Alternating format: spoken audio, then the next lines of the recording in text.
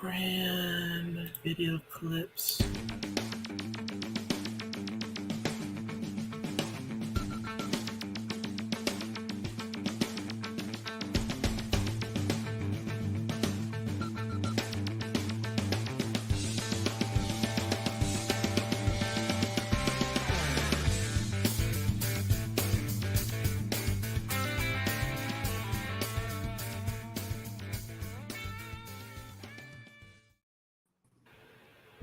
Welcome to the Chatter After Somewhat Weekly. I wouldn't call it daily. Damn, killing the branding. But we're here to talk some Lex Luthor news. Because that dropped today. Deadline reports that Nicholas Hoult has been casted as Lex Luthor in the DC Superman Legacy. And I am pretty psyched. Very happy about it. And that was a name that was rumored. While back, so I have more to say about it, but I want to hear what you guys have to say. Let's introduce the rest of the team today. Didge, how you doing? I'm doing good. I'm tired, but well. Nice. Juwaan, holy shit, I haven't seen you in forever. How you doing? That's a lie. I saw you recently. I'm good. Thank you. On camera, I think it's been a minute though. It's been almost a year. Yeah. Yeah. Wow. So yeah, it's been a minute, but glad to have you back. We're gonna talk some Superman news, and let's start with Lex Luthor and the casting. Juwaan, what are your feelings on Nicholas Hoult getting this role? As my name says, I'm very excited he got this role, so that when the Batman casting comes, this name will not be in rotation. That's all I needed, was that this name left out of rotation. I didn't infer that. I thought you were just like, all right, I don't like this guy. At least he's a character who's the villain. No. I was like, man, no. all right. No, it's and I know I've been wrong with like Batman specifically castings a lot, where I'm like, I don't really see it, and then it works out. But Nicholas Hoult just always screamed, I don't know, bad guy to me. Like, he seemed like one of those guys that like lure you in. And you're like, you're super nice, and he's like, I kill dogs, and it's like, oh, I knew it. I knew something was up. I seen the menu. I knew what was going on. But anyway, he's such a nice person. What you don't know him personally. You don't know that. No, but all jokes aside, I'm very happy for him because he was bound to get something at some point. Man kept striking out. I mean, I'm glad he landed on this. I was telling Joel before, I kind of wish it went to the Skarsgård brother. Which one was I telling? Alex? Yeah. Only because that presence is just so heavy.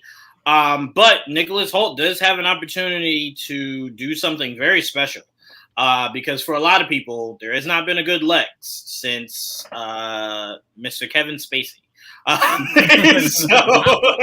So that's been quite a long time. So he definitely has a chance to bring something to the movie universe of Lex that a lot of people feel as though they've been lacking for a long time. So absolutely. Dage, what is your feeling on the casting? I like it. I thought he was great as Beast. I know a lot of people didn't like those movies, but I thought he did it. I thought he did well with it. He was also Tesla in this movie I saw. I can't remember the name of it. I'm gonna be honest. But a lot of the movie wasn't memorable, but his acting was. So I think he could pull off the role and sort of play. I don't know what type of what angle they're going with Lex here. I don't know if they said and I just missed it. But I didn't read the article. Oh God. I don't think Lex is like gonna be like the main villain or anything, right? Right. I thought I saw a rumor that it might have been Brainiac. I don't know if that's true or not. Yeah, we don't know yet. But let's say this is just like playing sort of the guy who's like in the background, just sort of being the jerk, but not necessarily the main villain, leading into becoming the main villain. I think he could definitely do that. Yeah, and it'd be interesting to see him with bald head. Yeah, I mean, we've seen him once with bald head at the very least. I haven't. I don't remember anything of him. Yeah, you got to remember. It was Fury Road. Yeah, Mad Max. Oh, yeah. Thank you, voice of God in the background. Yeah, Mike's back in his Oracle role. It's been a long time. It has been. Keeping us in check. God is here. But like I was telling Juwaan earlier, I'm like, this was his villain origin story, because this man was literally the runner-up for Superman, and before that, Batman. For Matt Reeves' Batman. So he was literally the run-up, lost off on two of the biggest roles possibly of his entire life, two of the biggest roles ever in terms of comic book fandom. And that has to hurt somewhere right here in the heart. He was Beast, cool, in the X-Men. That's gone now. Not too much. Coming back. They're coming back, and it's not even going to be that version of the X-Men. I know. So shout out to the homie Kelsey Grammer. Absolutely. Told you the Kelsey Grammer Renaissance. Frasier's back. The old school. Oh man, Kelsey. That's the only other thing I know that he was in. So maybe Sideshow Bob is showing back up in The Simpsons. Who knows? There you go. You never know. But I'll say this: it was just a matter of time before he got a role, and this makes the most sense considering he had to be a villain role. You can't. After getting screwed twice, basically, you got to go big, and he got the biggest villain in the DC universe, arguably, in Lex Luthor, Superman's biggest bad. So good for him, man. Like I look forward to seeing his portrayal of the character. Like you did, I really don't know what version they're gonna go with, but it's pretty much he's not hard to do. You have to go out of your way to do something different, which they kind of did in the DCU with Eisenberg's version. So like we'll see. Maybe this is closer to what we remember in like the cartoons and movies, comic books, and like. It's a younger version of Lex than we're used to because he's usually older. At least from what I get, at least much older than Superman. This one's not. This one's more around the same age, maybe a little older, but not much older. So I'm looking forward to it. So I'm really happy about it. There's not that. I mean, I remember James Gunn was saying that there's not many major castings left. So who do you think is left? From do you remember who has been cast yet? Do you need me to refresh you? We would still need a Jimmy Olsen. Right. Still need a Jimmy Olsen. Perry. We still need a Perry. They say, I think it was a tweet of his where he was saying like the whole cast of characters, like you're gonna need like a cat. I think he said they're gonna all be showing like. That's cool. So I don't know if you consider those major castings, but I feel like it's major enough. Yeah, when I'm thinking major, I'm like. I mean, Perry's pretty major. That's a major character. Like Jimmy Perry are very classic Superman characters. Not that Cat Grant isn't. That's when you're starting to get into the like. That's obscure. The workers like. Yeah, that's like me complaining about Bibbo. Like I'm not. I mean, I hope he's in it, but I'm not looking for it as a major announcement. I'm thinking like the Kents, like Martha and Jonathan Kent, Jor-El. Those are bigger ones for me. I wasn't sure if their Kents were going to show up just because I know it's not going to be an origin.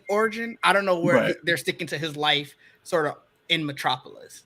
I that's possible. I don't disagree. I think that's very much what's going to happen, but I also know it's about the story is very focused on the dynamic between his father and his stepfather, not stepfather, but his surrogate father, the one who raised him, and how different Krypton is from his human life. Okay. Like, so there might be at least cameos by his parents. Is Jonathan alive in this version? Because most of the time they kill him off at this point, but not always. Like the cartoons, he's alive. So like we'll see. I mean, there's a lot to go. We've also heard rumors that Crypto's in this movie. So it's like explain that away. Rumors, interesting. Yeah, that was a rumor. Which was funny enough during an interview with James Gunn, they brought it up, and again. He played coy about it, so we still don't know if that's actually true. But it is something that's out there, that the possibility that Crypto is in the movie. We'll have to wait and see. It's a very eclectic group of people that are in this movie.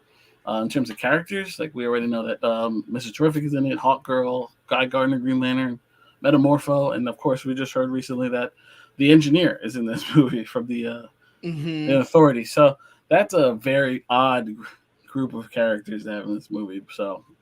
The Engineer does lead me to believe Brainiac will be. That's quite possible. That's what I was thinking. I like that though. I love the idea of Brainiac being the main villain. That's going big, honestly, because Superman needs something he can hit. An Engineer, especially, is someone that can go toe to toe with Superman. She's powerful in her own right, and of course, Brainiac is to me is a Justice League level threat. But maybe that's something they have to work towards, Maybe it's something. I will say what James is doing is really intriguing to me because he's starting off big. So we're getting the Waller show, right? Right. And then we're getting Lex Luthor. I do not believe Waller coming out so close to when the Superman movie comes out is a coincidence. I think he's trying to set up some really big figures in the background that right when you think things are sweet, they come out. And then that's why I think Lex should be treated like Kingpin was in Hawkeye, to where obviously you hear a lot about him, right? You hear how much Lex has maybe done for Metropolis or whatever the case may be. But Lex should be a culmination, like how it seems like Kingpin is Hawkeye, then Echo, then Daredevil, then Spider-Man. I think Lex Luthor, or at least Amanda Waller, should both be utilized like that. Like, make it a culmination. Not like he's the true big bad of everything, but like just in Superman's world, this guy is really starting to kind of build up. And then you get to that point where it's just like Lex strikes. You know what I'm saying? Yeah. So definitely putting Nicholas Hoult in a role like this to where he can kind of stretch his legs a little bit in the evil sense, I think is great because he does not have to be the focus, but he's damn sure the focus, if that makes any sense. No, I get you. Yeah. You know what I'm saying? Because to know Superman's world is to know how important Lex is. It's sort of like what I feel like they should do with Doom in the Marvel Universe. You don't just set up Doom to be a one-off villain. Right. You set up Doom to be a villain throughout. And I think that's what they got to do with Lex, who is very much a Superman villain, but is a DC villain overall. You know, he's a big threat that you want to feel his presence throughout the term of the DC Universe timeline. You don't want to just be in this one movie and he goes away. He's too big a threat. Like he's too big a presence in that world as one of the most major villains in that world. You have to set it up that way, and you have to set up his genius and him throwing his money around, all that extra stuff. So do you think that with them going a younger Lex, obviously having a younger Clark, do you think they're going the route again of them being like teenage, like acquaintances and stuff, like knowing each other for years? I mean, that was, as soon as I saw that they were younger, as soon as I saw that Lex was also younger, I figured that's kind of the route. Like they were trying to go it very much felt like everything's so small route. Like they get to this big city, but it's still kind of small worldish in that like some of your casting characters, like Alana Lang shows up. You know them from Smallville, even though now you're in this very much bigger city of Metropolis. And I know she wasn't casted or anything, but if you're saying more characters just from the Superman roster, she'll probably get cast. And that's where I was thinking they're going the route of they've known each other for years type of deal. Maybe he didn't know Clark was Superman, but he has this vendetta against, has this vendetta against Superman, not knowing that was the guy he knew from high school or whatever it is. I will say, Didge, I love that, but only if your buildup is that not this movie, but it could be this movie or the next movie. The end credit scene is Lex finding out that Clark is Superman. So it really drives his hate. He's hated Superman for years, or a year or two, however. Now he feels betrayed that the guy he once called friend didn't tell him this huge secret. So it drives his hate even stronger. Right. You know what I'm saying? So to me, if they go that route, I'm fine with it. If not, then him and Clark being friends, I don't know. It's not that it's weird to me, but I guess I don't know. You know what it is, Ditch? In my mind, anytime I think friends turn enemies, I always immediately go Reed and Dr. Doom, right? Fair. And I'm like, that in the movie universe has not necessarily been played out well. So I'm like, it's okay. It's okay that they learn to hate each other later. You know what I'm saying? Like, they don't have to or unless like a woman connects them. You know what I'm saying? Sure. Then it's like, okay, that's fine. You took my girl kind of thing. I hate you. Cool. But if they are like old buddies, you definitely have to build up to Lex finding out that that Superman. You 100% have to. I fully agree with that. Like, I can't imagine any other way for it to play out. Right. I always just thought those were interesting. That's always an interesting storyline to have with Lex and Clark, just because at some point you always start like, why do you hate him so much? it can't just purely be xenophobia.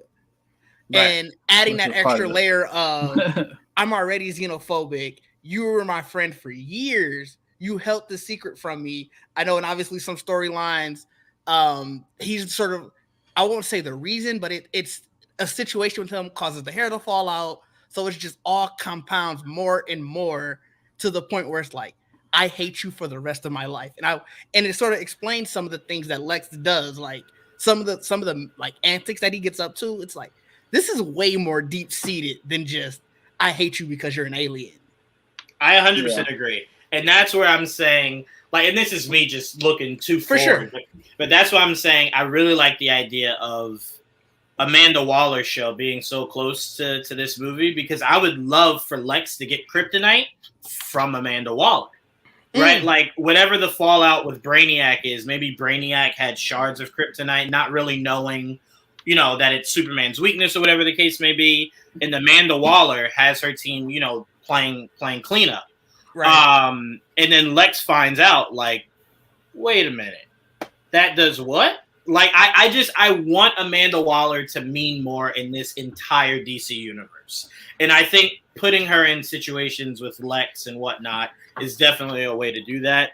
Didge was made a great point with them knowing each other. It's different.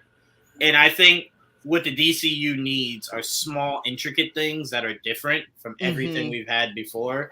And that's definitely a way to go. I would love to see how James explains that once Lex knows, the first thing he doesn't look to do is broadcast it. Like, why? Why is he holding this close to his chest? Why is he not just telling the world No, Clark that's Kent is, perfect. you know? That So that's going to be really interesting to see how he explains that, of why he doesn't want to just out it. I don't know how you explain that, because I don't I am either. an enemy. Well, I to am be fair, there were numerous times. Well, not numerous, but I think there was a time where Joker knew who Batman was, and the only reason he didn't tell was he wanted that. He wanted the idea of, I guess, you know what I'm saying? The hubris of, I want to be right. the one to end I want to be the one to end you. If I tell the world who you are, somebody can just run up on you. Right? Yeah. They can grab your mom. They can grab your dad. You know. So no, that's fair. I could understand that, but again, you have to explain that, and I'm really, excited of the idea of seeing how he goes about that. I personally am not the biggest fan of that, but yeah. You and your piano.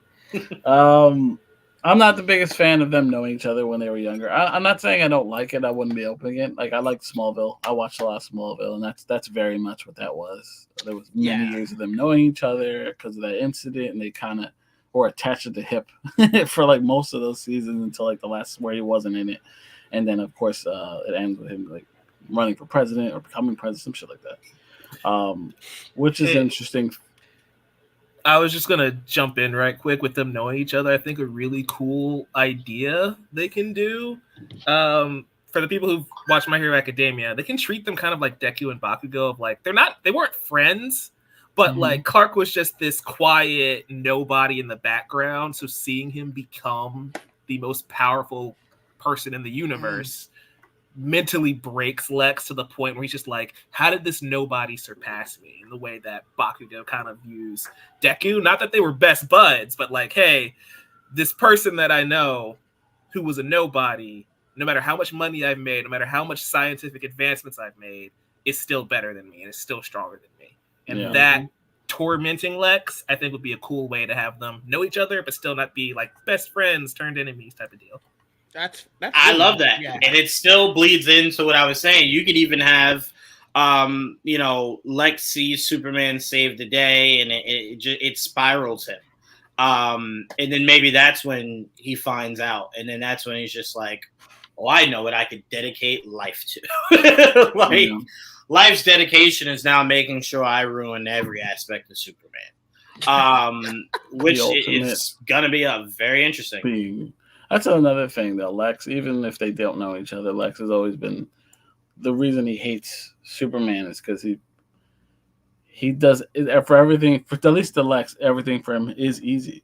Like, he hasn't had to try to do anything. He is this all-powerful being. Lex is, at least in his mind, a self-made man, genius. And Superman, you have powers. He always. That's why it's like for him, it's like there's like a jealousy between him and Lex, or Lex and him, because of that. There's this conflict, like you are not better than me just because you have powers, type of thing. There's always that aspect. Right. I am the superior. I mean, I am smarter than you. I can outsmart you. I don't have to fight you to beat you. There's a lot of that in it too, because of his ego. He's a lot of ego. Funniest thing is gonna be when Lex finds out there's two of them. Like right when he's just like, all right, I'm gonna kill Superman, life's goal, and then it's just like, I'm sorry, what? There's two? Like, oh, well, just imagine it. There not be crypto in it too. Then it's like, they have a dog? They have a dog that's strong? Oh, come on. That's when he makes his own, and that's when we get Superboy. There you go. Yes. Yep. Clone. Yep. Yeah. I want to see the Lex armor this go around. We missed out last time, so I want them to put him in the jacket that he had in Super Friends. Even if it's quick, just make it. He's a rich dude. They always try to wear those high fashion type stuff. I get it. Even if it's just quick, just throw him in that for one, just for one time. I would love the nod, the nod to that. That would be Don't have him in it all the time. That'd be the terrible. Cartoon did it. The cartoon did it a couple times. That was pretty cool. Not the whole time, but you're right. No, Again, I do want to see the Lex armor. That would be so fun to see him pull that off finally. And I think this version of it could be, because I always looked at it like, since I watched Iron Man, I'm like, this could be like an evil Iron Man. You know, he could be, that's just like this super intelligent billionaire, but now on the wrong side of things. You know what I mean? It's just, that's kind of how you play it out. That's how Lex should be played out. So, which is going to be interesting to see what James Gunn bases a lot of his tech on. That's going to be very interesting, especially because they have, correct me if I'm wrong, Mr. Terrific in this movie, right? Yes. The technology is already a very huge part. Yeah, that's going to be fun right there. Like the idea of something like him at odds mentally with Mr. Terrific. Just that his intellectual equal or superior, and he just that's got to be another thing that might bug him. It's like, I hate all these people. Where did all of you come from? Like, what is this?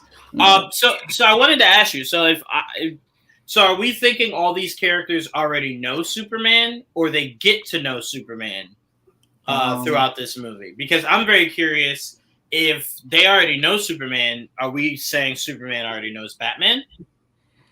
Good question. That's a very good question. As far as I know, it's a lived-in universe, and from everything I've heard, that this is very early on in Superman's career, so he is known, but I don't know if he's as widely known as he becomes. My question is, if that's the case, obviously there's already heroes that exist in this world. How long have heroes been around? Right, because we know Batman's older, so Batman's clearly been fighting crime for a long time. If Batman and Brave and the Bold is set in around the same timeline, right? They exist at the same time. You imagine this version of Batman, it will be older than Superman. What year is that supposed to come out again? There's no date. There's no year. They have no date for that? Okay. They haven't even started writing it, he said. Right, there's not even. Oh, that's right. I did just see that. I forgot about that. That's why I think he came out and said that so nobody over the course of next year would start rushing him on a casting. It's like, bro, I didn't have a script yet. Like, I'm filming Superman. Like, leave me alone. Like, don't bother me. You know, that will, when time comes, that will eventually break the internet. That will easily be the biggest thing DCU does, is casting Batman. Because you have to do Batman again, and you got to do it in this universe, and you got to hit it right, and you're like, how do you make it different from what the Batman we already have? Yep. There's a lot of. That's what's going to be the most interesting. It's so funny. Oh, I'm sorry, Didge. Go ahead. No, I was just going to say that's going to be the most interesting, is because no matter what, it's going to get compared to the Batman, because that universe is still going. Yep. Absolutely. So you have to figure out, how do I make this feel new, original, and fresh, but at the same time still live in this universe that I'm creating? And I'm really curious to see how that's going to go. Yeah, absolutely. That's going to be fun. And it's funny because if you're James Gunn, you're kind of thinking to yourself, like, on the low, I wish the Batman didn't do well, right? Or at least wasn't well received amongst the fan base, because it wouldn't put so much pressure on your casting, right? Mm-hmm. Because we had the people that didn't like Bale. We had the people that didn't like Ben Affleck, right? So it's like, you're always going to have that. Now, right, Robert Pattinson. you have the people but now, like the bar is so much higher because of how well received that movie was in his performance as Batman, that you're now not looking to be equal. You have to aim to be better. So now it comes into the aspect of your story kind of has to be better. Your direction kind of has to be better. You might have to. Well, I mean, you already fast tracked a Robin just to be different. So You it's fast like tracked so much. You Right. jumped Robins. But that's, Right. that's Right. yeah, you're at the end of it already. So you're like, the thing there is that that's how they are going to be different. Is that they're not just Batman. It's a Batman and Robin family. Yeah, Right. it's exactly. You know that it's not just going to be Batman and Robin. They already said the Bat family will be introduced in this. Mhm. This is years of this. This world has already existed. Now you're getting introduced to them at the peak of their power. At their peak, basically, because you're seeing Batman. You're seeing the old Robins all grown up, as far as we know. I'm assuming that at least Nightwing. I don't know what the others yet. That Mike does make a good point. Mike brings up that Gunn said we won't see Superman suit until they start filming. That's really interesting because They to filmed me, outside. That's I say. I'm always of the mindset of once you have that suit, do exactly what Matt Reeves did for Batman. Just put it out. It's better to put it out there on your own, on your own terms than someone sneaking and us getting a shot and then the entire internet blowing up. Deadpool, that's what Mike was saying that they. Well, also Mike was just saying that that's what they did for the last Superman movie. Obviously, they had the whole intro to the suit. Right. Yeah, I do, and I do agree with what we were talking about in the chat. That I do hope that they do that again because nothing makes it worse than you just seeing some unfinished set photo. And it's probably not with great lighting. It's taken from a mile away, and all of a sudden we gotta have this discourse. I hope he does something really cool. I would like not an intro, like them saying, "Hi, my name is blah blah blah," but like intro vids. So like a little montage showing off the suit, like head to toe, front and back, and then like their name underneath. I'd like something like that. Something that you can kind of chew on for the next couple of months while they film, so you get a trailer. Just something to really sink your teeth in, so you're not sitting there wondering what look are they doing with Mr. Terrific? What look are they doing with this person or that person? Dude, I remember when this picture dropped. That cape is fucking beautiful. Shit. I was like, that coming off of Superman Returns, this was an upgrade. What and that's so many do ways. Something exactly like this with the new suit, and just I won't say it's easy or quick because obviously you have to get the setting, you have to get all of this together. But you're, like you said, doing it on your own terms. We're not relying on some guy taking this photo, trying to sneak it, and having terrible lighting, even though all phones have great cameras now. Yeah. Right. But that's why I said doing a little intro video thing, I think would be really different. You want them to be. Right. I think it'd be really different and really cool, especially because I want to see head to toe, front and back.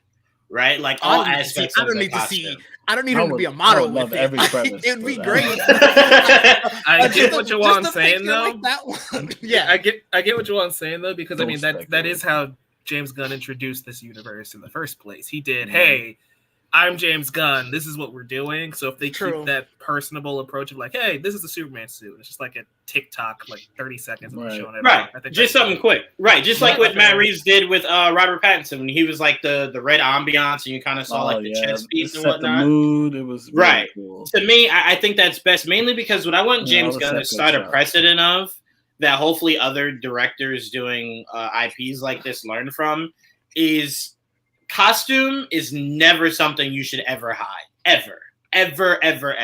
Once you have it, show it.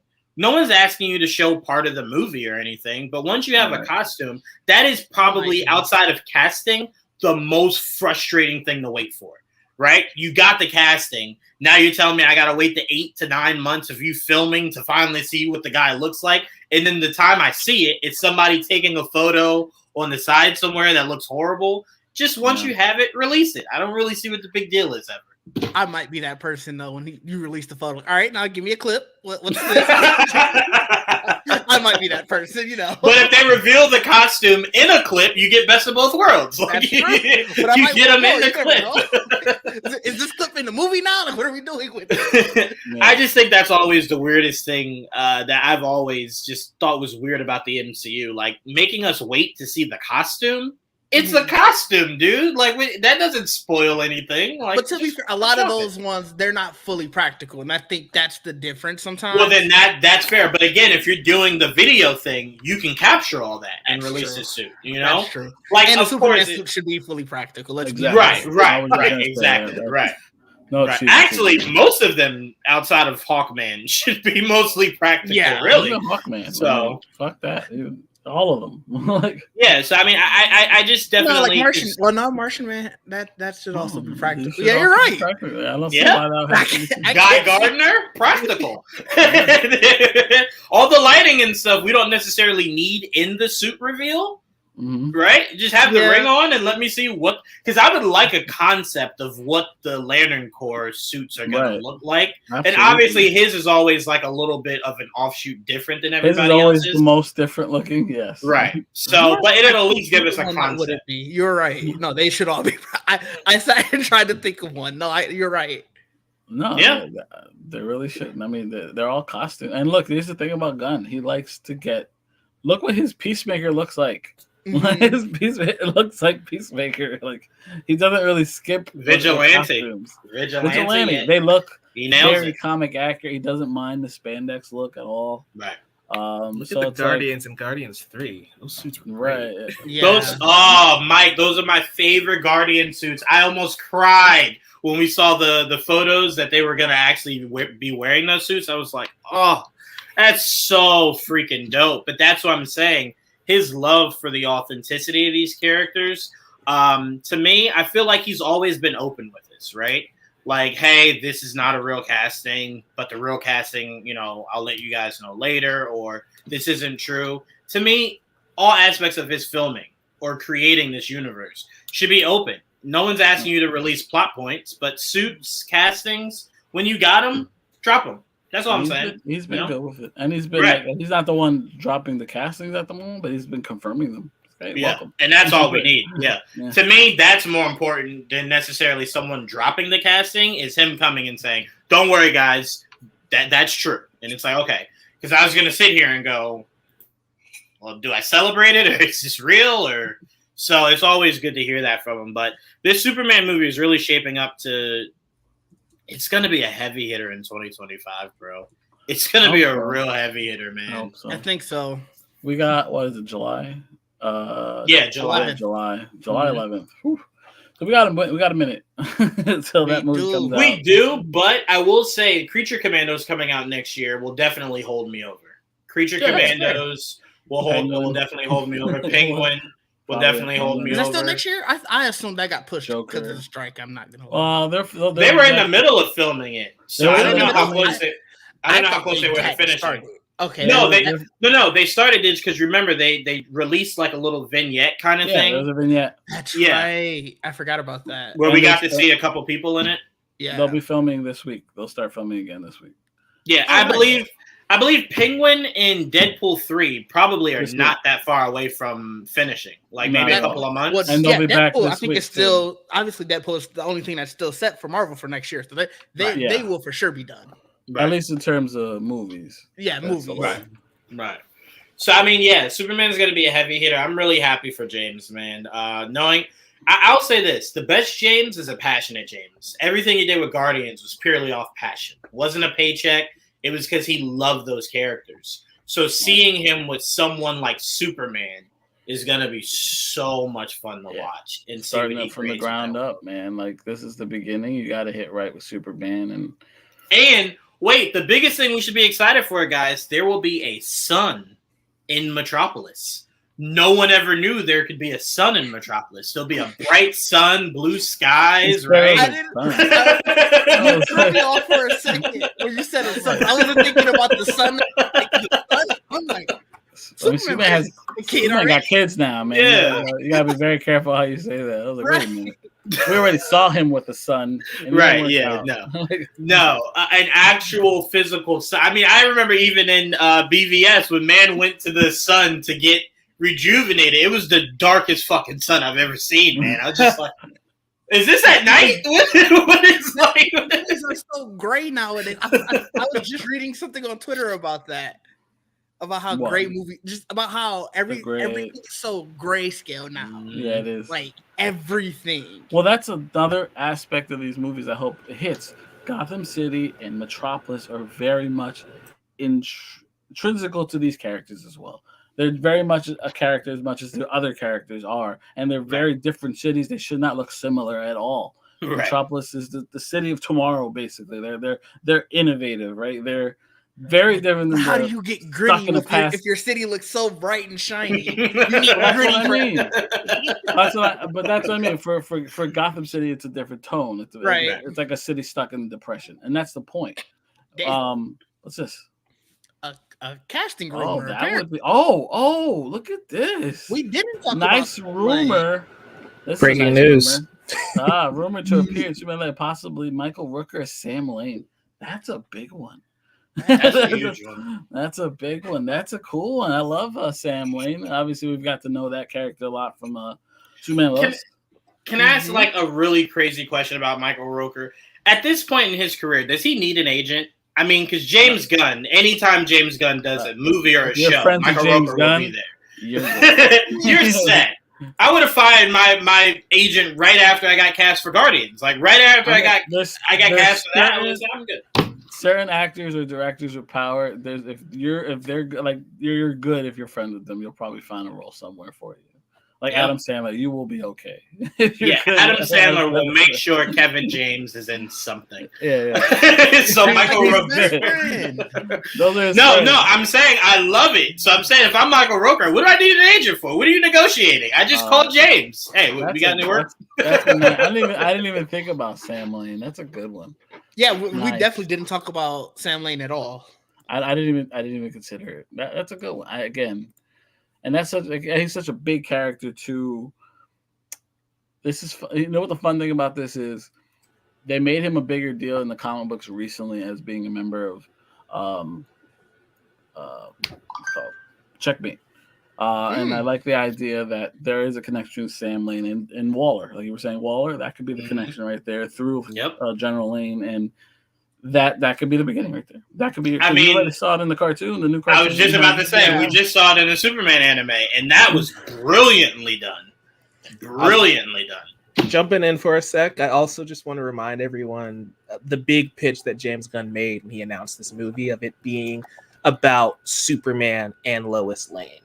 Yes. So like her supporting cast, her relationships, it's just as important. And so I think Sam Lane is a character that, again, like all of us didn't even think about, which is crazy. But yeah, that fits with exactly how Gunn would approach this movie of like, yeah, Lois, if she's the co-lead, having her father play some sort of role makes perfect sense. Yeah, you're absolutely correct. And now that you say that, Mike, it definitely is very clear on why we got the casting we did for Lois Lane. You needed somebody that could carry their half of this movie just as much as Superman, especially if the movie is going to be that much ingratiated in her. Yeah, so different than getting Amy Adams, you know?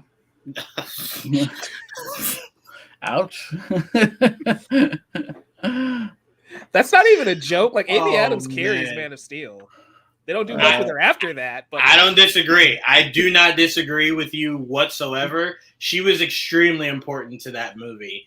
And then right after that, they were just like, yeah, it's just Superman, solo dolo, no love. And it's like, but what? But Lois. It's like, oh, yeah, she's somewhere. Like, she's here somewhere. So this is definitely something that's going to make her mean more. And we can trust that, we know James is going to do that. Look what he did for Gamora. Look what he did for Nebula in the MCU. Yeah, So I mean, this is Lois is gonna get her Mary Jane moment in these movies. I just need James Gunn to make sure.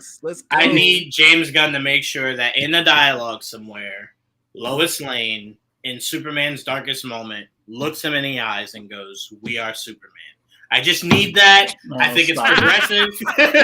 I think it's necessary. Let's make sure that's in that script, James Gunn. I just think it's fair. We are Superman. We are the Flash.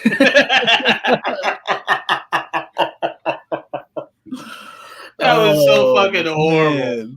Oh man, but no, that's great casting. If Michael, if that's true, having him part of that movie in that role, that's a nice little spicy rumor that we got there, considering right because it adds in a whole nother element of something else Superman's got to worry about. I got Lex over there, Waller over there, General over here, Brainiac up there. Yeah. Man, it's world building. It's great world building too. Because like I said, like I think that's another way to add. If Waller is what I think it might be, and that's like it is Checkmate. I think that's like maybe the formation of Checkmate starts there. So it's like that's a nice little wrinkle. And it's one of the coolest things I think they did in the comics is make them relevant again, is by adding a lot of recognizable characters, and one of those being Sam Lane and Lois Lane, who eventually takes his role. But I don't want to get into semantics. Do we think James will wait until Superman's done to cast Supergirl? Or do we think Or do we think he does something unprecedented? Well, I keep saying unprecedented, but I think you guys said it happened before.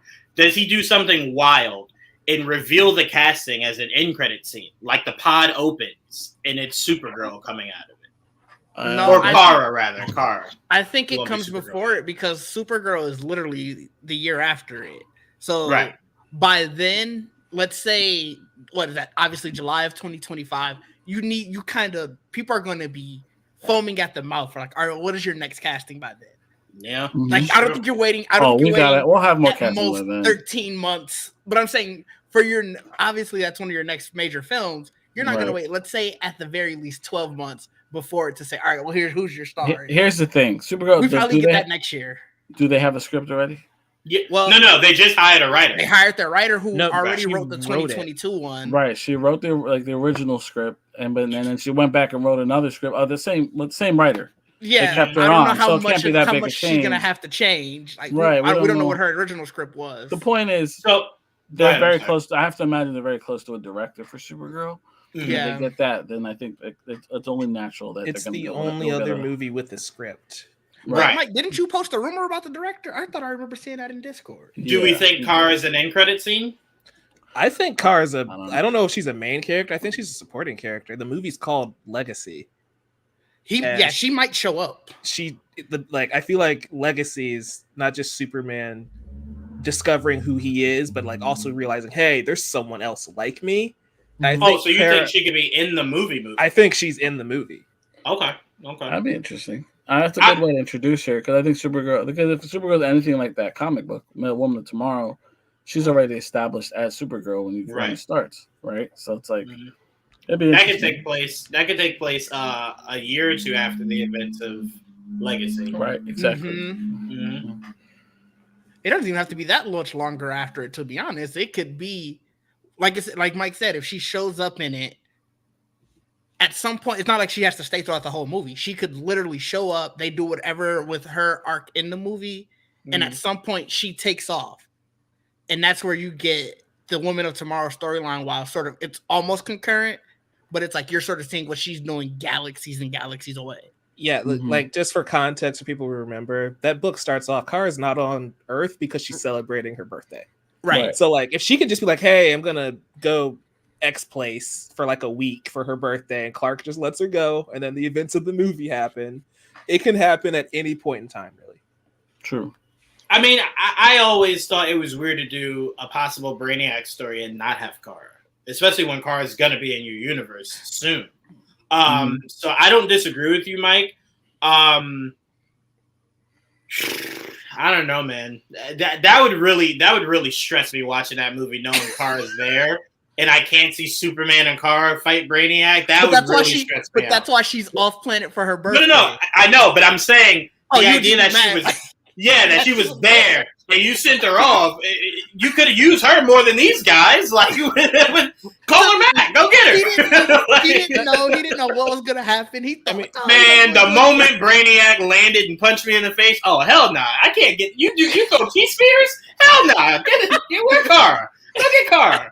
The hell? But no, I don't subscribe to the theory that it's happening concurrently that Didge pitched. You can I still think she's a part of the film itself. Mm-hmm. So if the third act is Superman teaming up with the cousin he just learned he had, that's still fine.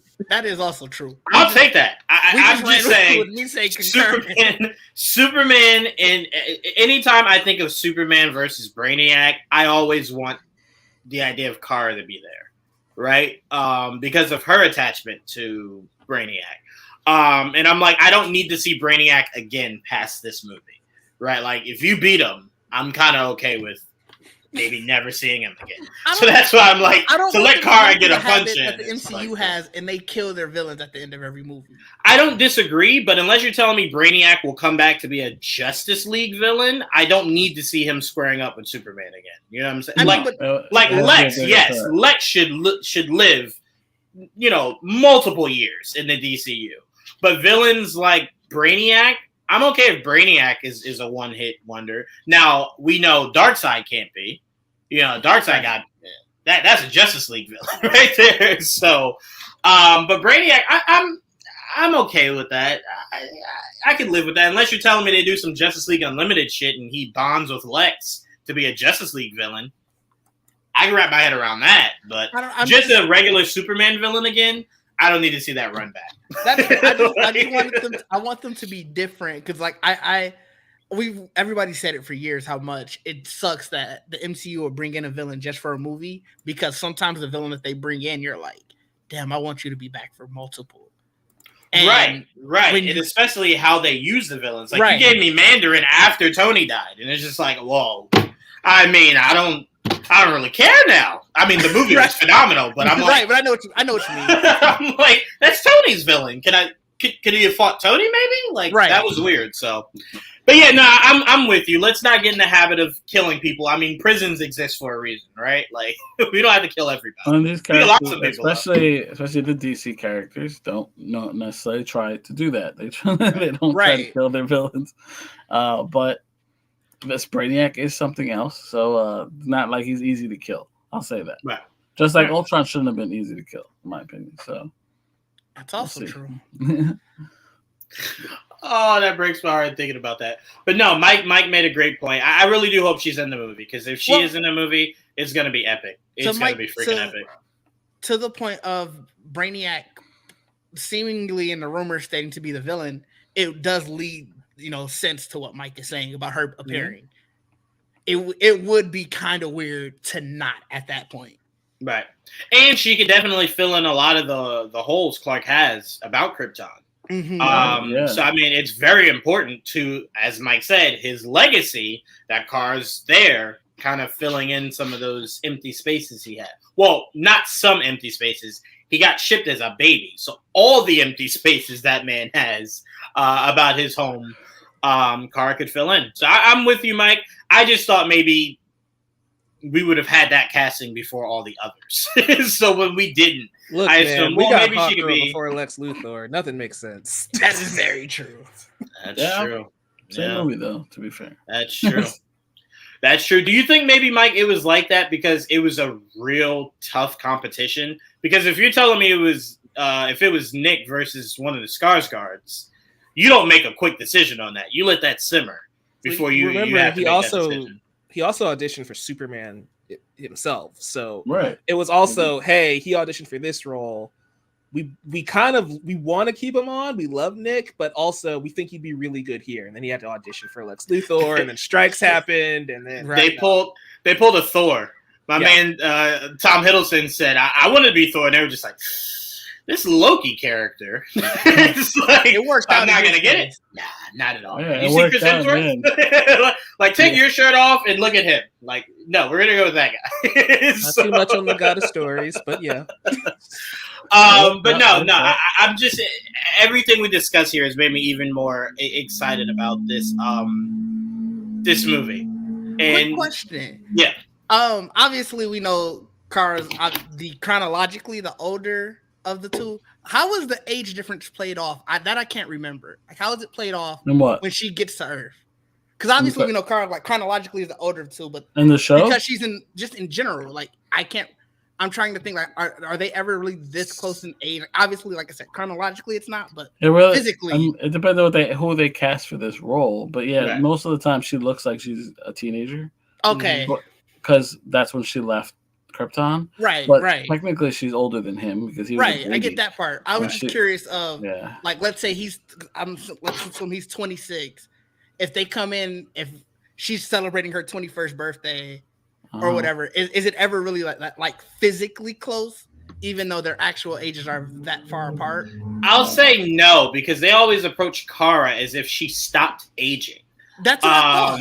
So the reason why, in my opinion, I don't know this to be factual, but the reason why I think they always remain her. You can't really find much information. I was Googling it before I asked. So the only reason why I feel like they always made her seem so young is to kind of, it's pecking order, right? It's Superman, then Supergirl. Mm-hmm. So if she ever looked older than him, it's really hard to sell to people. Mm-hmm. She has the answer to that guy, right? So it's like, you kind of, to your viewers, Superman looks older, bigger stature. He's Superman. She answers to her bigger cousin, right? So I think that's why they structure it like that. But they've been very careful to never tell us that that is why it is structured like that. Well, canonically, she's like she got stuck in like suspended animation on her way to Earth, right? And that stopped her from aging. The Captain America her. Right. If Clark's like in the comics, if Clark is 30 and she's 16, that's obviously what that's going to look like. So I don't know what they do in the film.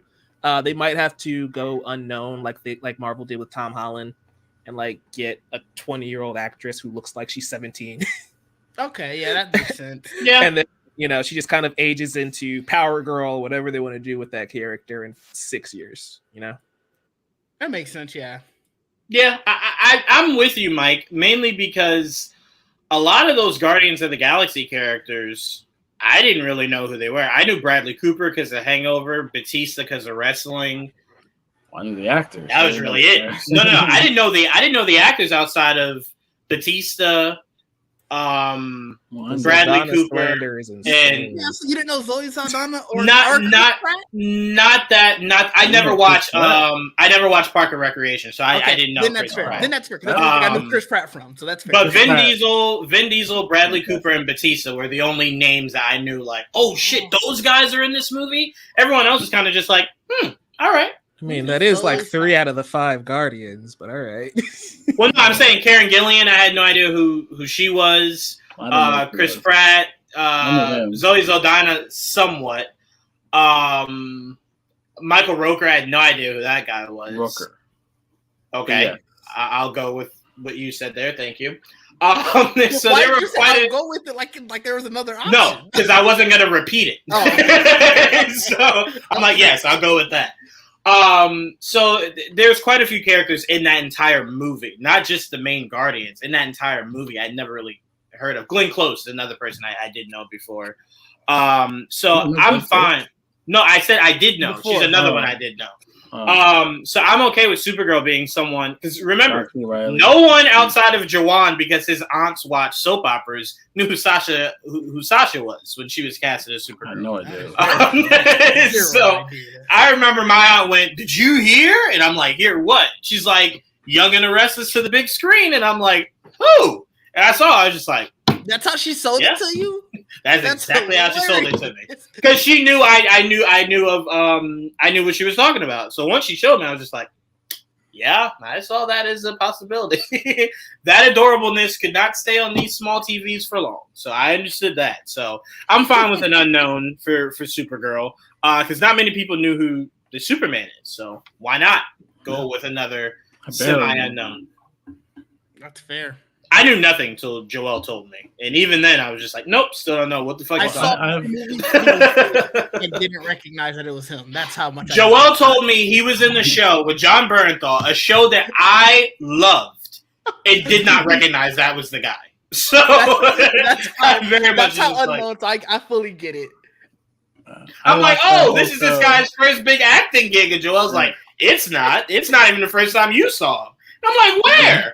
And he told me the show, and I was just like, did not know that was him. I see it now. Did not know. I didn't. I had to remind myself, because I watched that show, and I'm like, I remember him in it, and I didn't know that was the same dude. I was like, holy shit. The headlines needed to have that shit in there. Then I would have known. All right? Don't have nothing else. Have that in there. It looked like the guy, because they kept fan casting him for so long. And every time he fan casts, you never see him as the character he plays in in that show. So it's like, I'm gonna be honest. When you told me he was casted, first thing I did was look at the hair and the jawline, and I said, "I'm sold." I didn't need to see anything else. Hair, jawline, sold. Well, that's the thing. I know. There was a reason he was a very popular fan cast. He looks just like what you imagine Superman looks like. I mean, he doesn't look that different from Henry Cavill. No, not as buff as a Clark. No, but yes, I get what you're saying. But Henry wasn't even that big. Yeah, I was gonna say that everyone bulks up once they get to that point. Oh, 100%. No, but I'm saying his bulk, because someone just dropped a photo of him last week. With him bulking, even in his bulk, he still looks like a believable Clark Kent. And I'm like, that's what I'm gonna love about his portrayal of Superman, is that I won't look at his Clark and go, "You are a fucking muscular motherfucker to be writing." They blew that out the water. That man. Oh my god. I'm like, how did more people not put those pieces together, bro? He writes for a living. Why are you this big? Did you play football? When he said no, that was my first. When he said no to when they asked him if he played football. You Superman? Well, his answer should be yes, because he did play football. Right. No, but I'm very excited for this, and then I definitely can't wait to see how James incorporates Superman into animation and then into video games. That's going to be really interesting to see how this is all incorporated. That's probably the most intriguing thing, because I have no idea how that's going to work. That's a worrisome thing. I'm not going to hold you. What are you worried about with it? Into video games? There he is. Look, there he is. That motherfucker's jacked, but that's still a believable writer's body. Like, that's not something I look at and I go, steroids? Like, what is this? What's but it's so funny. This person says it down here. It still kind of looks like Henry from the jawline. It does. It really does. You know what it looks like? It looks a little bit like Penn Badgley and you up top, and then Henry Cavill from the shoulders down. Bottom, I just think this shows how much Henry Cavill just looked like Superman. That's also true. Yeah. Like, I don't think that he looks like Henry Cavill. I just think they both look like Superman. They got the jawline. They got the hair. They are both the prototypical Superman. Yes, they are. Absolutely. And I'm glad we get to say that we've had both of them as Superman. You know? Absolutely. Because Henry Cavill would have been one of those very emotional what ifs. Like, if we knew like he could have been Superman but never was, it would have been like, but I mean, he looks like him. Like, that's Superman guy. How do you pass that up? So no, I'm really excited. But Didge, before we wrap this up, I wanted to ask you, what are you worried about in converting into animation and video games? Animation, I'm not as worried, because I'm hoping that, knowing that he wanted to do this, he's choosing like the actors who can still translate to voice acting. So that part I'm not as worried. It's more so of the everything tying together. It's already enough that it was going to have to be TV shows and movies. Now you're adding two brand new elements that you have to tie everything together. I know it sounded like he was saying they're kind of going to be loosely tied, but it's like, what is loose in his words? What I think he might mean is a video game. When I say this, I'm only speaking video games. And video games is the one I'm really focusing on.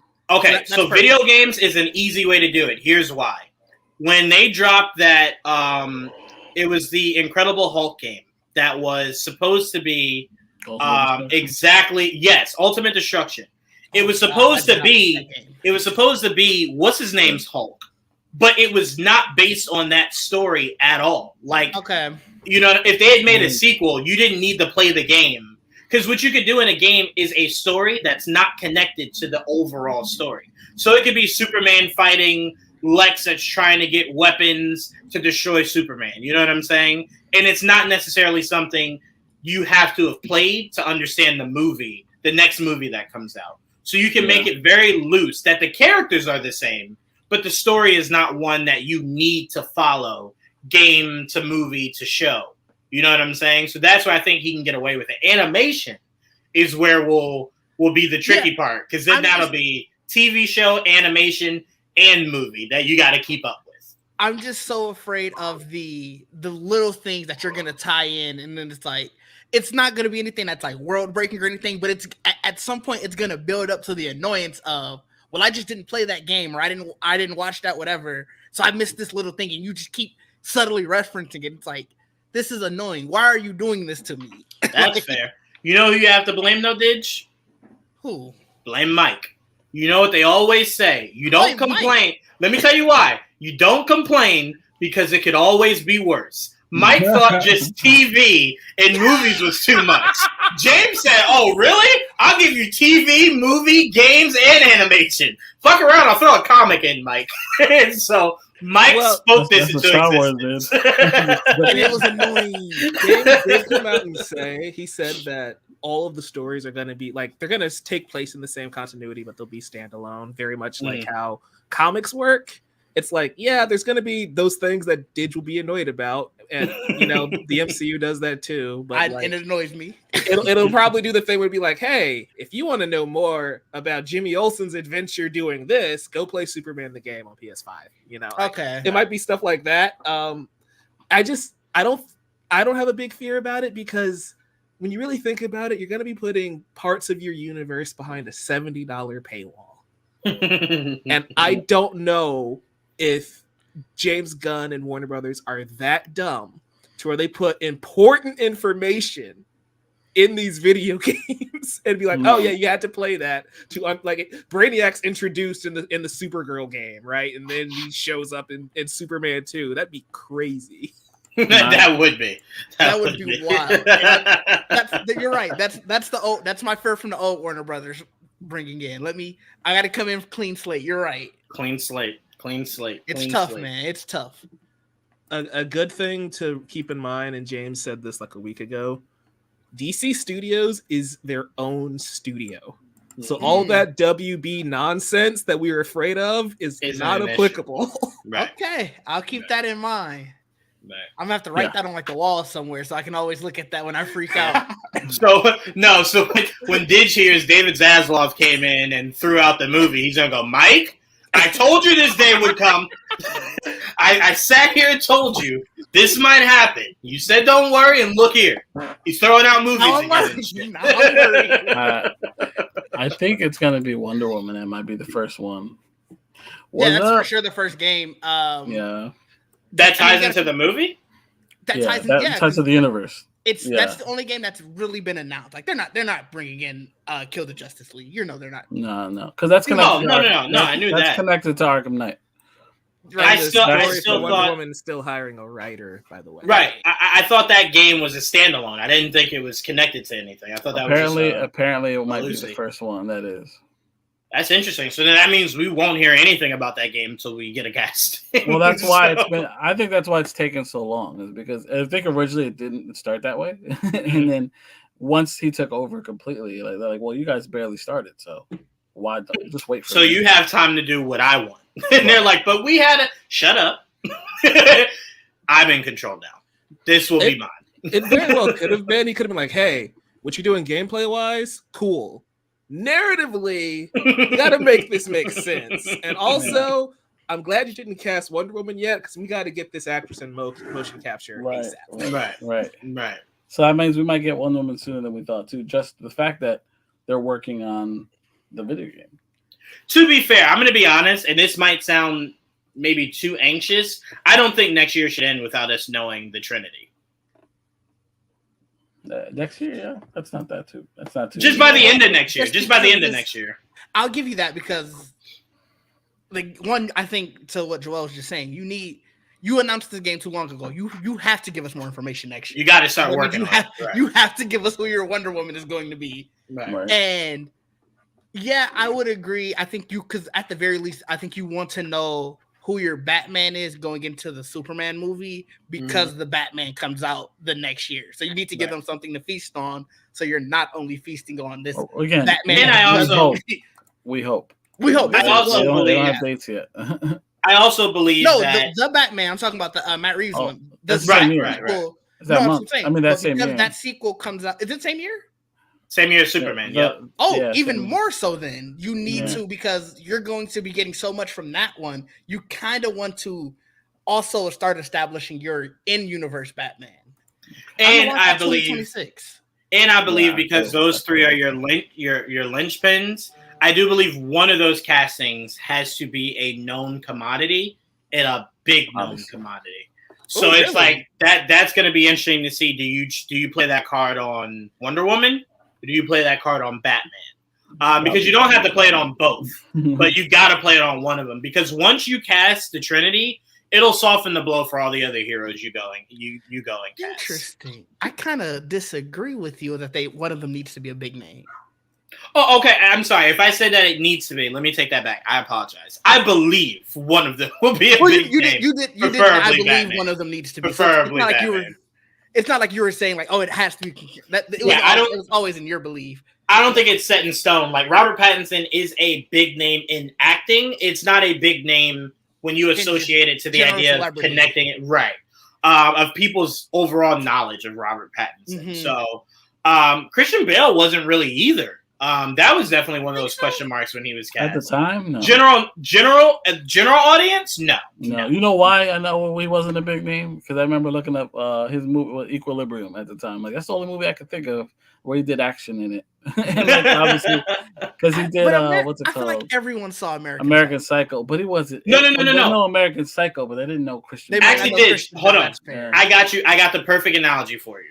When Ben was casted, it was fresh off of an Oscar. So it was like the world was familiar with Ben.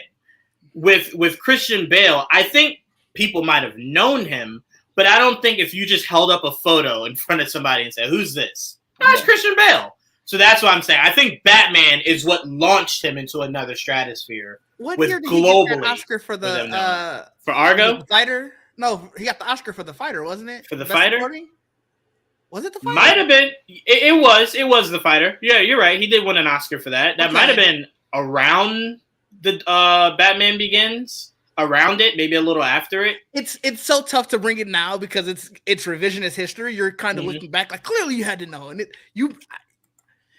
Joel, honestly, American Psycho was the one that I was thinking that people would have known, but Joel was right. People would know the movie. I don't know if they knew him. Right. Yeah. And that's the thing. When it comes out, like I had to look up the Equilibrium. I had to look up American Psycho at the time. At the time, I hadn't seen it.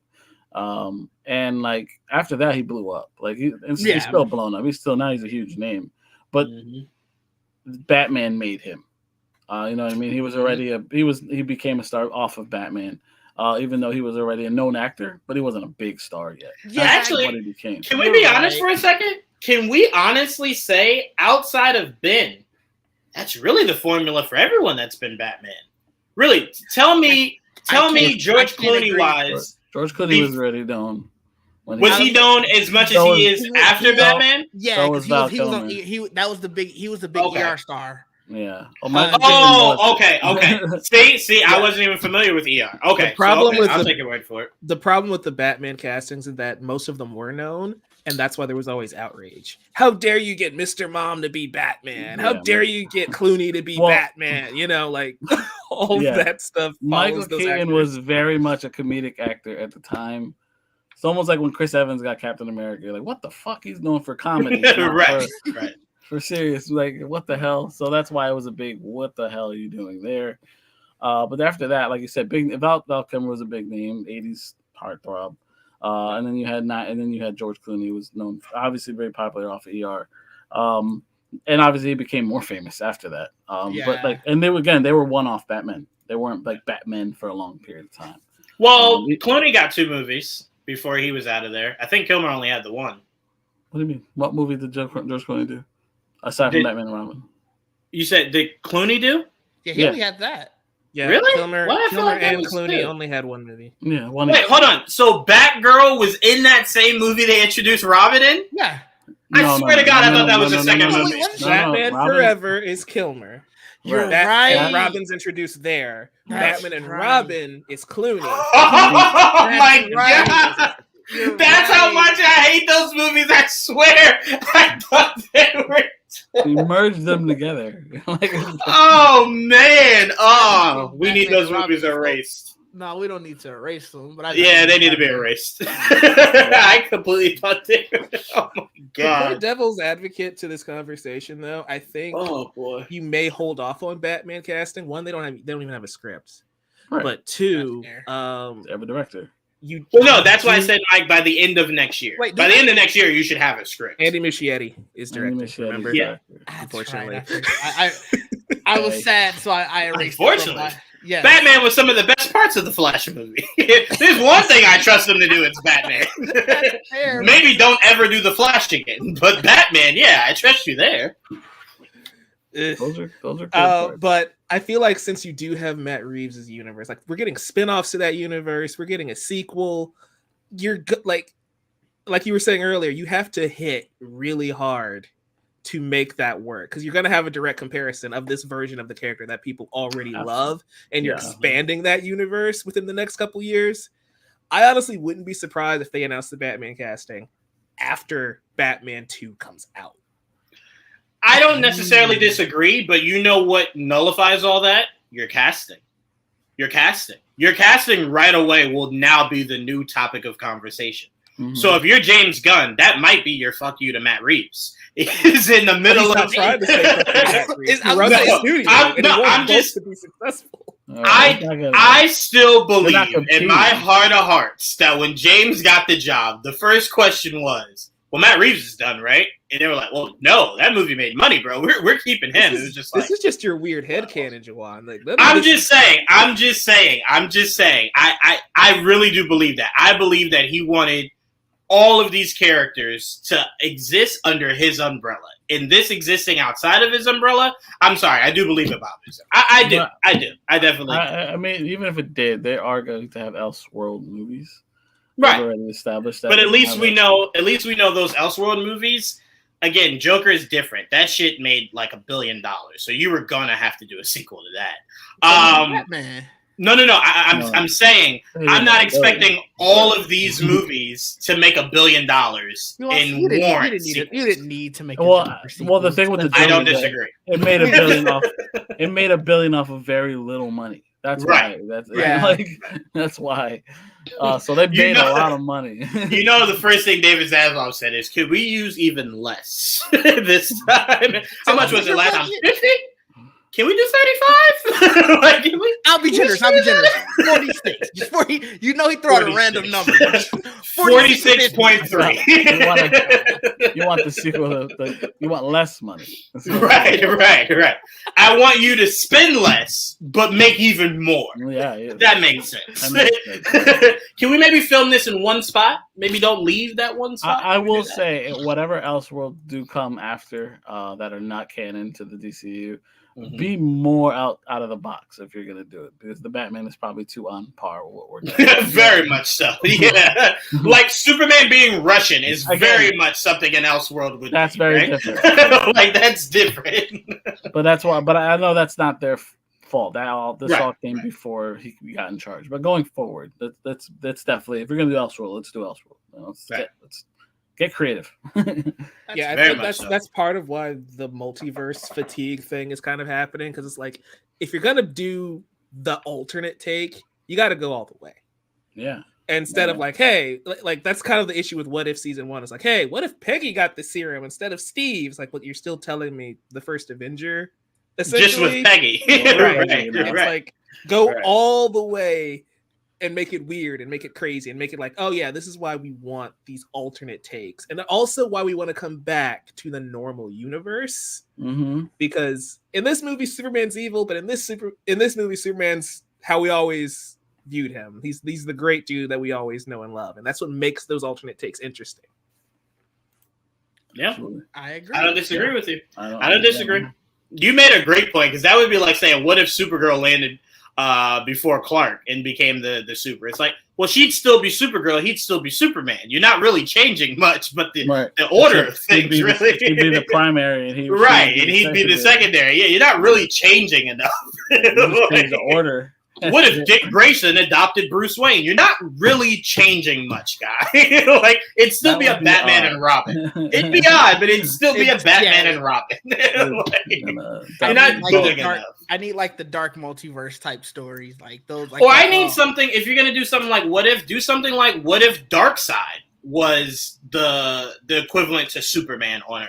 Like, he wasn't bad. He was good, right? Like, that'd be something cool to see how that plays out. Oh, yeah, that would be. You know, that'd be interesting. Yeah, I was just gonna say adapt different. Like, there's so many what ifs in the They comics. have a lot of what ifs. Yeah, Adapt some of those. But I would like Batman Beyond could be a what if. I mean, like, or an else. Like, what if we finally made that movie with Michael Keaton as well? Right, they could do Michael Keaton, Batman Beyond. That could still be a thing. It just would be Elseworld branded. That's all. The amount of people looking to make that canon would fucking infuriate me. It was very close to being canon. That's the problem. Oh. It was very close to being a thing. Especially I think the heavens every day. My brother, and I would have to fight him every day. What if we didn't cancel Batgirl and they just put it in theaters? That was where it was going. That would be awesome. Yo, how disrespectful would that be? But wait, hold on. To really make it disrespectful, the what if would have to not involve anybody that created that original movie. You get a whole new cast, crew, everything. Just take the script. What if? Right? And it's like, well, why? Why not just put out the actual thing you have in the vault sitting over there? Like, come on. Legally, we can't do that, so we're gonna make one up. Like, that's some supervillain stuff, man. Oh, see, this is a good what if. What if Nicholas was Wonder Woman? That'd be a cool what if. I mean, that's there you go. Yeah. Just gender bend all the characters. Got Wonder Man. That is an Earth. So Wonder Man's the only one that really works for her. Like, I was gonna say Batwoman. It's like, damn, that's already a character. Wonder Man is also a character. That's the problem. Like, call them Wonder Them. Call them Wonder them. They're like, don't assume my pronouns. Wonder them. Wonder they them. Just wonder. You don't know what I am. Just wonder. All right. Just ponder it. But no, I'm really excited for what the DCU is about to do.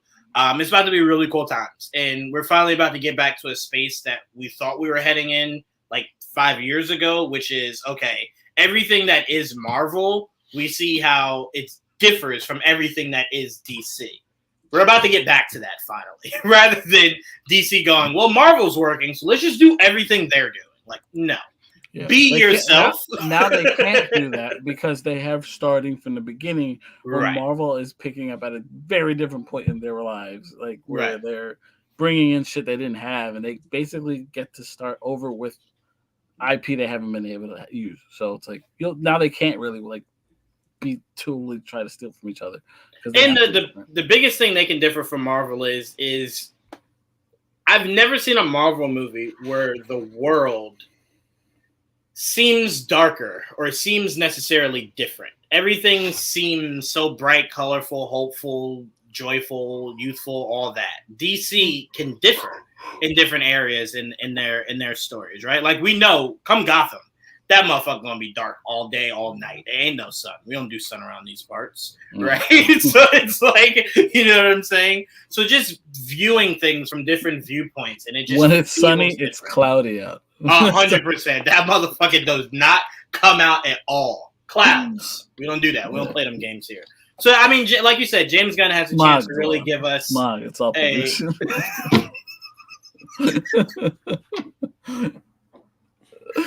businesses out here. We got a lot of pollution. It's really corrupt, though, man. But no, he just has a chance to differ, and I think that's what will save the superhero fatigue is having something that feels so different than the other juggernaut that's existing. And what Gunn has said is probably the best way to approach every movie going forward is to let them stand alone, where you can have connectivity, but not like you have. And I think it worked in Marvel's benefit a lot.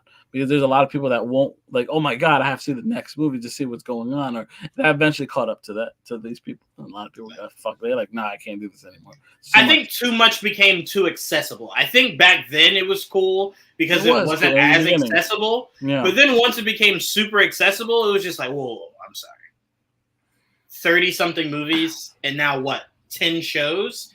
That's a lot to fucking keep up with. Like, that's just a lot, right? So it's just the idea of knowing that Batman is talking about Batman's world, but might mention Superman is great because when I go watch Superman, I'm not thinking to myself, fuck, was there something in Batman that I missed that I now need to remember for this? Right. You don't have to, right. And you know what? Makes me... Go ahead. I'm sorry, Mike. No, I was just gonna say the best thing Marvel's ever done in that respect was Black Panther. Black Panther felt so isolated that you did not need to know anything else until you got to the end credit scene when Bucky came out, and you were just like, "Oh yeah, I remember now. Okay, yeah, they did in Civil War." So that's why I'm saying when people go, "Well, Marvel doesn't do it," I'm like, they could. I don't know why they don't do it more often because Black Panther was perfect example of that. But I'm sorry, go ahead, Mike. It makes me wonder, we were talking about like the video game things earlier. It makes me wonder if certain characters or teams will be their stories will primarily be the video games to kind of avoid that, oh, if I need to keep up with Superman and everything, I have to play these games, I have to watch this cartoon, I've got to, like, if, and I hate to say it, but I'm going to say it, if the Teen Titans don't get a movie, but they get a trilogy from Rocksteady or whatever, right? Mm-hmm. And that same actor playing Dick Grayson will be in the game, he'll be in the Batman movie, but like if we want to follow the story of the Titans, it's primarily centralized in video games, it'll make it a lot easier for people to follow. Because if you don't care about the Teen Titans or you don't play games, you'll never have to worry about that side of the universe, you know? That is interesting. That is. Yeah, I like that a lot. All right, well, we know Mike's about to be hyped. Let's go. All right, give me a different super team because I'm not sending my Titans to just be on Xbox. That will crush my soul. Your soul? We're talking to the Xbox hater here. What do you think is gonna do for that guy? I would not accept that. I would hate that. He said, "Bring Snyder back if you do." I will release the Snyder. I will unleash the Kraken that is that cult. Don't do it to me. Oh man! But yeah, that's an interesting thought. Even though I do want a Superman game, like I've never had one like that, like the way it should have been done. Like I think you're there's just a gonna way disrespect to the do 64 one? Absolutely. So I definitely want, like, look, we've had so many Batman games and they've turned out. No, that's a much easier character to pull off. Superman is hard. I'm not even going to deny that. But look at the games that we played recently. It's doable. We just have to figure out a way to do it. And I think it can be done. I truly believe that. Yeah, I mean, we have games like God of War where like Kratos is this uber powerful being fighting all these monsters. You can just make Superman World and make that a game, and like that works. He's fighting characters and beings that are close to his power level. So it's not like, what's he gonna do on Earth? I wouldn't mind like having a moment where you're in Metropolis flying around doing odd end jobs like they do in Spider-Man. That could still work. Yeah, like you saw the gliding system in that game. Like imagine not having to like land. Like gliding system is annoying. It's fun though, isn't it? Though it's like awesome. I just went through the drone mission, so I'm the drone missions. I'm very drone missions missions right now. The drone missions are much easier after you upgrade everything. I know, but that's the thing. I waited to the end of the game. I upgraded all of it, and I was still annoyed. So I'm very jaded about the drone. It's much harder to turn in the beginning. It's such a bitch, but like I said. It wouldn't be as difficult in Superman. When you're not having to land or anything. You don't have to worry about gravity fucking with you too much, right? I just think it's doable. Yeah, gravity is not as much of an issue for Superman as it is for Spider-Man. Right, fair. So I think it's doable, and I think I would like to see that one day. I really look forward to seeing what this Wonder Woman game becomes. Like, how are they going to play? Because I do believe they could do a God of War-esque game for her. Like, how, what, where will it take place on Themyscira? Will it be outside of that? Will it be like her fighting monsters? Like, because there's a lot of that in her lore anyway. So like, that's going to be very interesting. Like how the Wonder Woman game plays out going forward. That's going to be fun. Just to see where that goes. Yeah. I actually pitched like several DC games like 9 years ago in an article I wrote. That might have to be another episode. Got updated. Yeah. We can. That could be our next. Too. I like that. It's like the third article I've ever written. It's garbage. I do not advise you to read that. No, but read it. Can you give us the IP? Green Arrow. Make that like Tomb Raider, especially because this was when the first Tomb Raider reboot came out. Half of the game would be Oliver like trapped on the island. and then having to learn how to survive and scrap materials, flashbacks. and then it was, you can tell this was very much pitched during the Arrow era. Because that's really the plot of Arrow. That's all they did That in would- the show for like 8 years. I would say that game would be most interesting because I only have an arrow. And I wouldn't even have trick arrows at that point, so it would be like I'd need a lot of hand to hand in those flashbacks. Well, those flashbacks would be training. I think that would be the easiest. Okay, I got you. Because I'm saying learning how to hunt, doing bow and arrow in Tomb Raider was not fucking easy. So I'm like telling me that's the only weapon I got. That's Oh your man, main. I'd be angry. That's your main. No, but I think this would be a Some fun trick arrows. conversation for us to just make this a video. The next Oh, shaping for sure. DCEU would be, well, how do we approach the games? For Absolutely. sure. Might be the That would next be one. so much fun. Like the Flash. How does that work? Like how does Right. that work? Like I don't Sonic. know how that element works though, because you Side can't scroller or 3D, Juwaan? 3D, Joel. 3D. You gotta Oh, go my- 3D. That's gonna Side be scroller, weird. 16-bit Flash might be kind of dope though. That would be Right? fun. Right?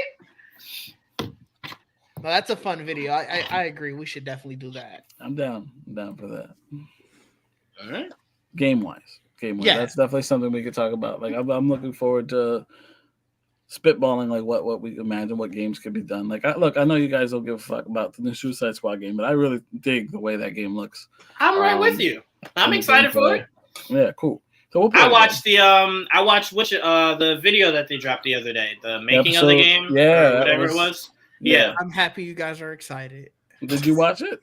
I did. I'm happy you guys are excited. You still don't like Yo, it? what if the game is fire, Didge? Like, what if it's fire? The last game somebody said that to me and said, "What if the game is fire?" was Gotham Knights, and guess what? I played that. That and wasn't it was bad not at all. fire. It was not bad at all. Okay. It was watched that lukewarm. video.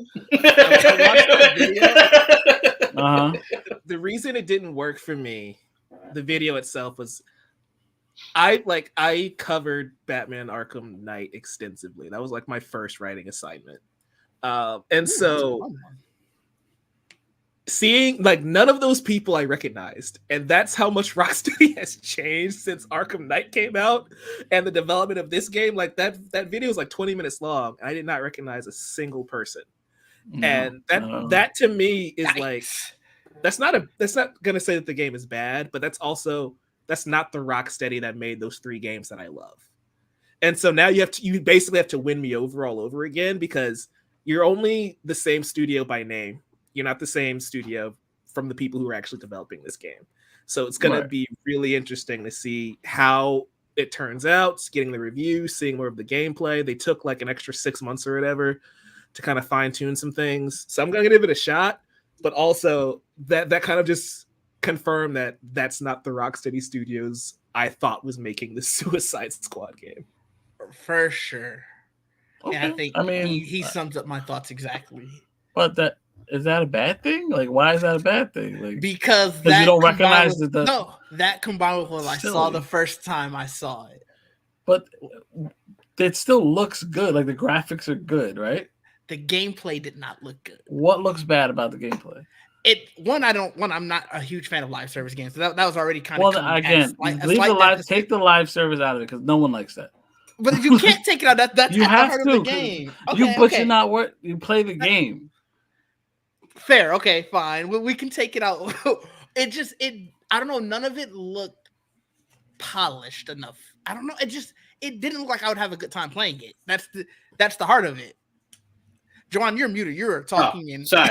No. I'm saying that's fair. I mean, I get everything you're saying because I remember at the top of this year, or maybe the end of last year, I was raving about how excited I was about Mirage.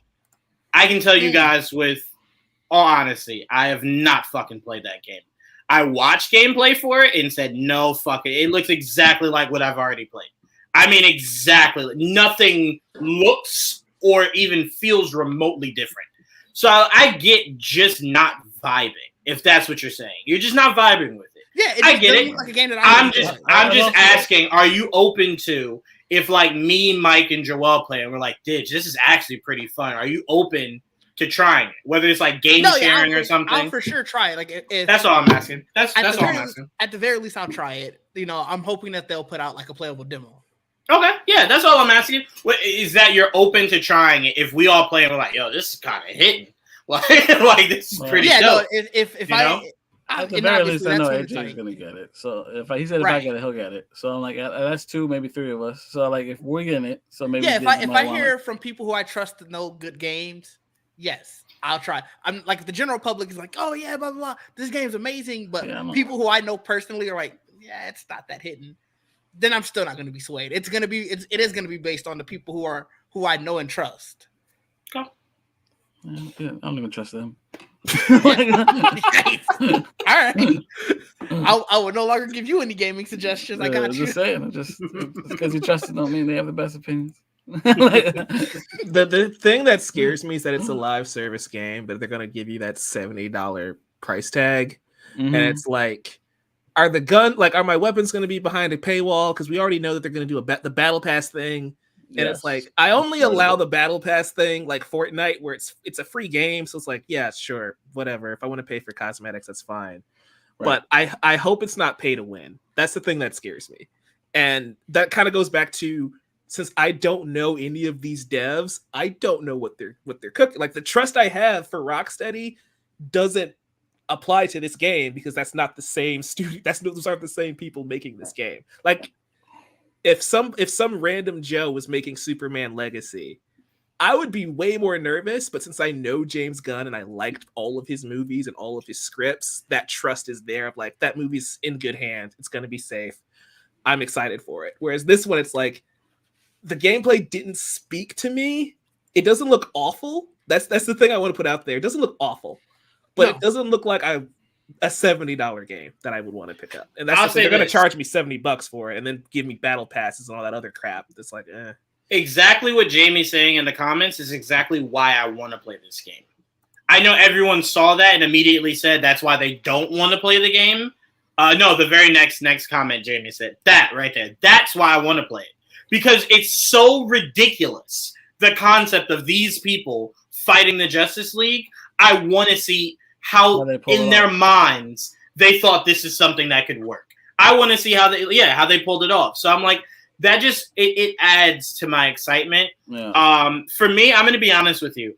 I can enjoy a game that doesn't have the greatest gameplay, but an amazing story.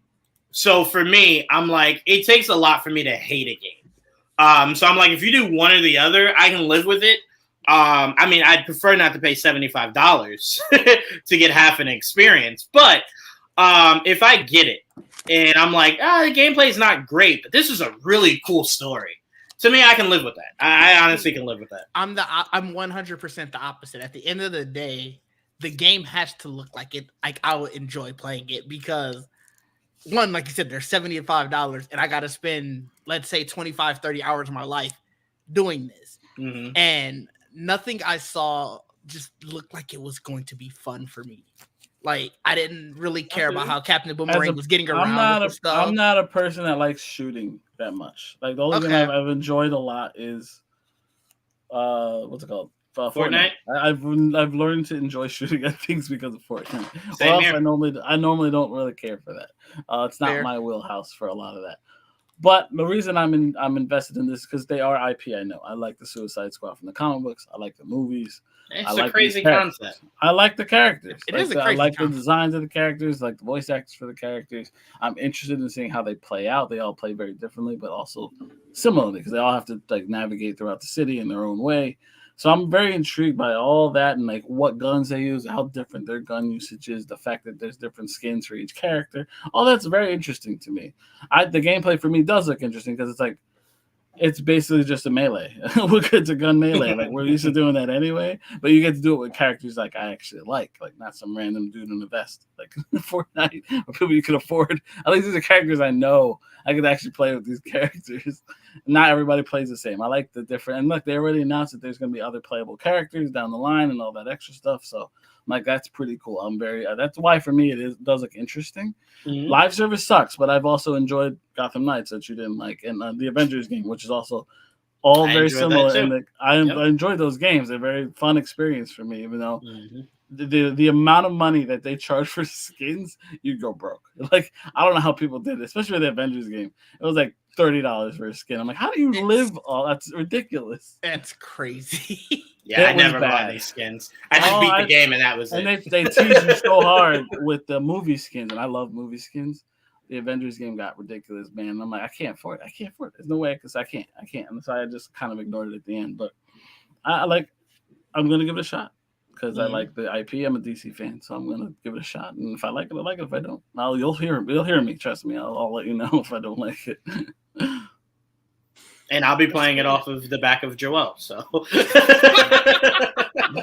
That's the thing about multiplayer games. Like, even if it's bad, if you're playing with your friends, you really not even. It balances out. Right. Yeah, It'll be you're like, fun. Yeah. you're just Mike. shooting zombies, you know. I'm gonna be honest with you, Mike. That's my whole get up of Overwatch. If I ever had to play Overwatch alone, I'd never play it. Playing it with you guys is the only reason I've ever played that game. So for me, it's big like for that too, though. 100%. Right. Less So it's I'm for like, multiplayer anyway. That game. right. So I'm like, there could be elements of that game that I enjoy. So like I said, I'm just open to it. I'm open to it, especially the story. The gameplay, I'll judge once I can physically play it myself. Right, it's easy. It looks cool, but I could be wrong. When you play Right. Like I'll tell you right now, traversing in Gotham Knights was not easy. Like that was not. Oh, I that can was- imagine. That was one of the worst aspects of that game. The game itself, I think, it played out really well. Traveling through with the motorcycles, fine. Gliding is fine, but like not every character travels the same way. So it was not always the best. That was probably the least favorite thing about that game. It tried to get the traveling around the city. They kind of made it like they wanted to be like Spider-Man, but Yeah. it failed miserably most of the time. That's a great point you bring up, though. Of like, just because I say that the game doesn't look fun to play, it could be completely opposite. Like Spider-Man 2, as much as I love that game, the previews for it, like when we had that preview where they showed Peter in the symbiote suit, Yeah, I'm just like, yeah, the gameplay looks like Spider-Man. Playing with the symbiote suit feels completely different and way more powerful and way more engaging than what that initial preview let on once you get the controller in your hand. yeah. So Yeah. also another thing, I did not think that Guardians of the Galaxy video game looked any good. I didn't like the character models. The story seemed weird. The voices seemed a little off at first. I love that game. It's amazing. It was great. It won me Guardians is over good. once I got it. Yeah, if you haven't played Guardians, it's narratively it's very good. It's very good, and it plays well. Fun, even though you only get to play with Star-Lord. It's actually it's really fun. Recommended for sure.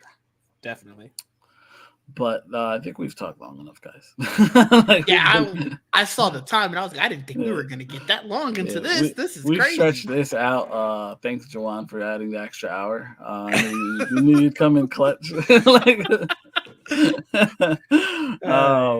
told I forgot who it's gonna be a short one. I saw that in the Discord. I told that Trayvon. I was like, it's not gonna be that long. We're gonna talk about Lex. We'll make it short. I was like, oh, once we got to 40, I'm like, fuck, man, this is gonna go to almost 2 hours. But yeah, that's what happens. Look, we ended up getting extra rumors. We branched into video games, and now we even have plans for another show afterwards. It's Thanksgiving week, so it's the holidays. Let's just enjoy it. Hopefully, I got time to Maggie get drops through this episode. Yo. Yeah, if you make time, if you have time to listen, because we brought up a lot of good points and a lot of things to talk about. You know the family's gonna be a lot at some point. Sneak away, listen again. Podcast form, right? Do we have that? Because I'm not even sure, but so do that. But this was fun. It was always nice talking with you guys. We got a lot of info out in this. Hope everyone listening enjoyed it. And like and subscribe. Didge, where can they find you, bro? You can find me at Didge D everywhere. You can find Geekset at Geekset Podcast everywhere. We got merch. Look at the hat that I've been wearing. It's our documentary hat. It's really cool, So you can find that on the website. That's all I got. That's cool. That's a nice hat. They come in different colors. Or that's just one color. No, we get it in white or black. I think that's it. Don't quote me. Enough. Don't quote. Juwaan, where can they find you? Wherever Joel is. That's good enough for me. All right. Almost true. But you can find me at Joel_J27 on Instagram and Twitter. This is the Chatter After Daily. Peace out, guys. Don't follow me. Follow your dreams. Oh, there you go. Do that.